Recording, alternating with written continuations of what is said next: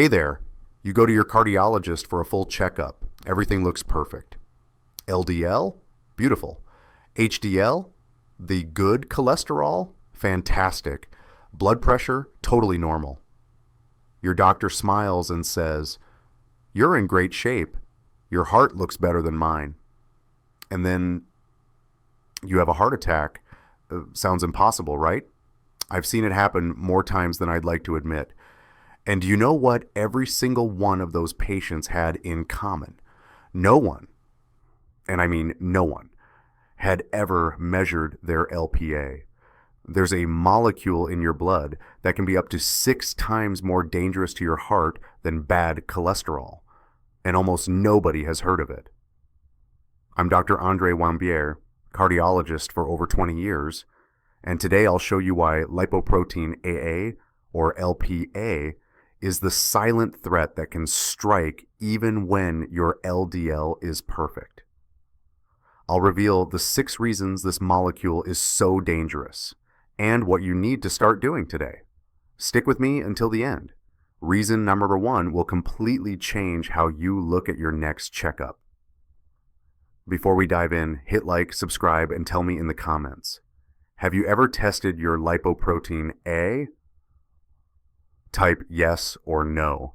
And if someone in your family had a heart attack before 60, tag them. This could save a life. Let's go. What is lipoprotein A? Most people have never heard of it. LPA is made in your liver. It's a type of lipoprotein and it carries fat through your bloodstream, just like LDL and HDL. Think of your bloodstream as a highway. HDL is the garbage truck. It collects fat and takes it away. LDL is the dump truck. It unloads fat into your artery walls. But LPA? Imagine LDL wearing a sticky inflammatory coat. That coat is called a polypoprotein A. It makes LPA cling to artery walls, trigger inflammation, and form small clots that set the stage for heart attacks and strokes. What you need to know: ideal, under 30 millihours on DL, high above 50 mDL, 125 nmol/L, very high around 180 mDL, 430 aerosols/L. And here's the twist: you only need to measure it once in your life. It's genetic. It stays stable. Why is LPA so dangerous? Reason number 6, LPA is up to 6.6x6 more atherogenic than LDL. Atherogenic means likely to clog arteries. Particle for particle, LPA can be 6.6 times more powerful at forming plaque than LDL. That's not a small difference. That's a major threat. Translation: even if your LDL looks perfect, high LPA means a hidden danger is still at work. And here's the part most people miss.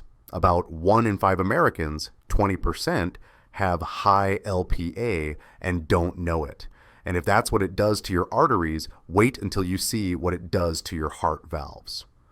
Reason number 5, it turns your aortic valve into stone aortic stenosis. The calcification that often leads to valve replacement surgery is strongly linked to high LPA. Mick Jagger needed his valve replaced. Lean, active, but genetics don't care. Your aortic valve is your heart's main exit door. When LPA accumulates there, it deposits calcium, triggers inflammation, slowly stiffens the valve. The result: shortness of breath, fatigue, fainting, and in severe cases, sudden death. I once treated a 58-year-old patient, no diabetes, no hypertension, LDL at 80, but LPA was 220. He needed valve surgery. You don't want to find out that late. Reason number 4, extreme levels drive, risk through the roof.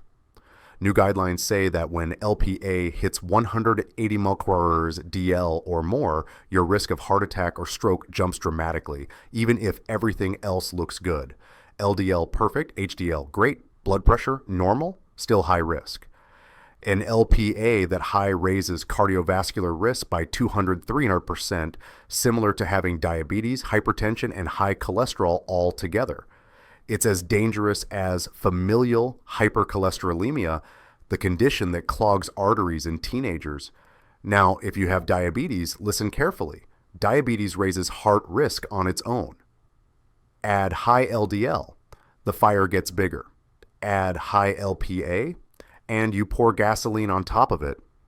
If you're diabetic, ask your doctor to check your LPA at least once. If it's high, your LDL targets must be much lower. Reason number 3, it's entirely genetic. LPA is set by your DNA.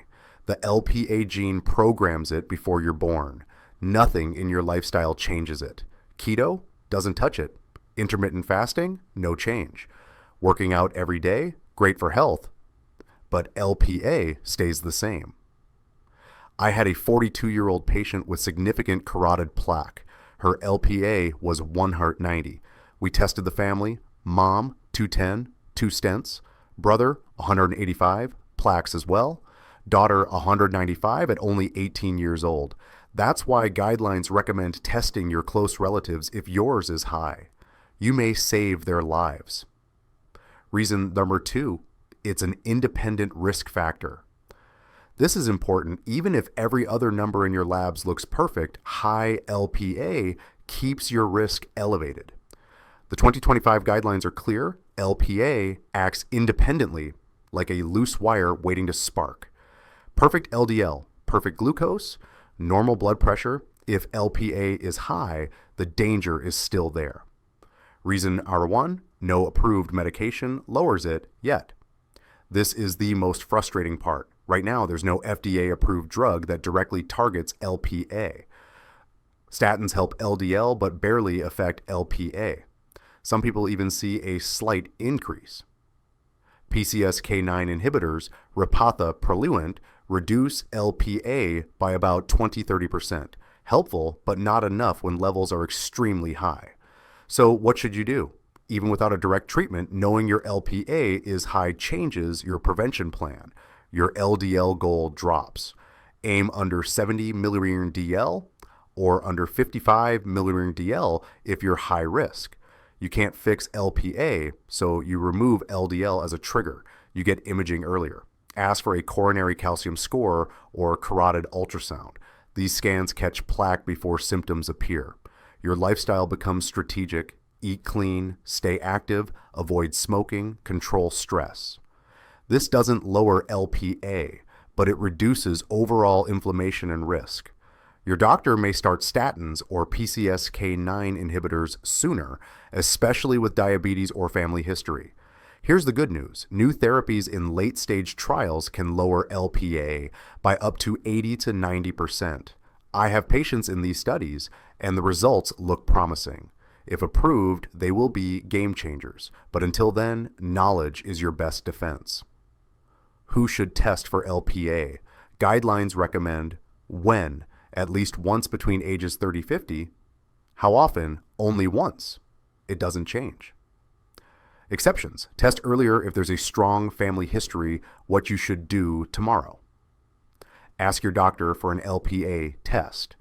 If it's above 50 milligrams DL, aim for lower LDL targets. Discuss imaging, calcium score, or carotid ultrasound. Tell your parents, siblings, and kids to get checked. Did this help you? Hit like, share this video, and spread the word. This information saves lives. Now that you know about this hidden genetic risk, watch my next video. I'll show you a simple at-home test that reveals if you're already at higher heart risk. I'm Dr. Dre Wambier, and this is Dr. Dre Health Tips. Subscribe, and I'll see you in the next video. Stay strong, stay informed, and take care of your heart.